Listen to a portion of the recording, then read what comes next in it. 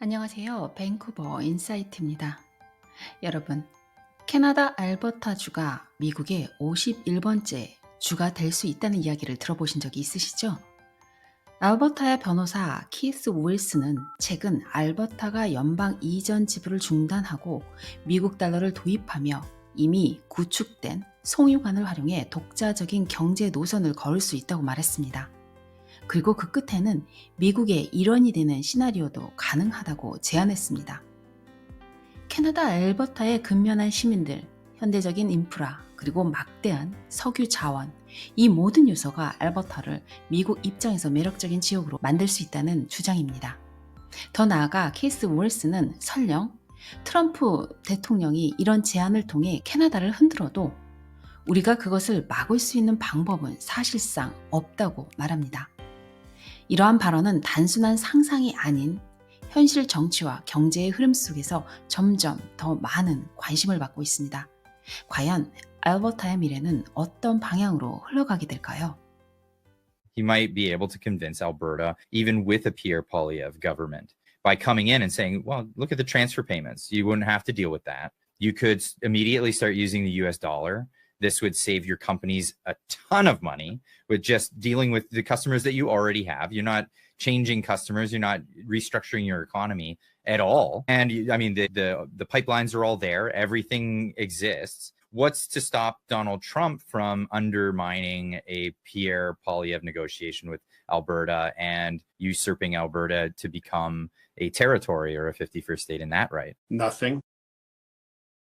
Well, that's a short answer. And seriously, nothing. Well, there's nothing to stop him. He's not seeking re-election. If he decides that it's in his interest, I'm talking about nothing as long as he keeps his actions legal.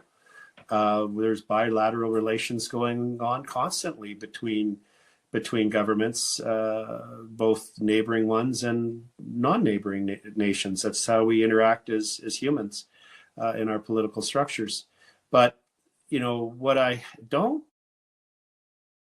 the reality is that the oil reserves in the United States are declining. So their reservoirs are going down. They don't recharge every 5 years. So even though he's doing drill baby drill, there's only so much drilling that can be done because a lot of drilling has been done and their reserves are getting depleted.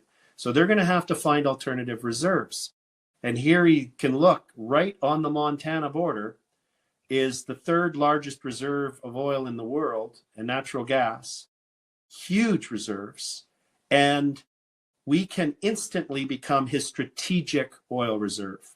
And rather than keeping it in tanks that can be blown up, we keep ours 15,000, 20,000 meters underground that you can't bomb. We just put a straw into it and pull it out and put it in the pipeline and send it down. So there's tremendous benefits that Alberta has to offer the United States. It would be one heck of an acquisition for Trump, a big notch on his belt, and we know that's important to him. He's a real estate developer. Real estate developers always are in one mode. They make their money by selling land, but they can't sell land unless they acquire land. So they're always focused on acquiring land.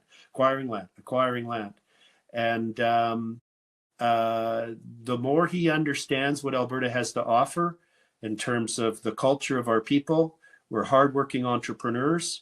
We know the value of our work. We're a stable society. We have incredible modern infrastructure.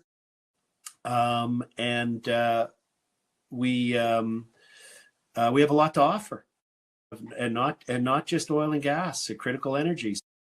So as we could be, there is a very predictable and obvious path or scenario that could unfold where Carney's elected.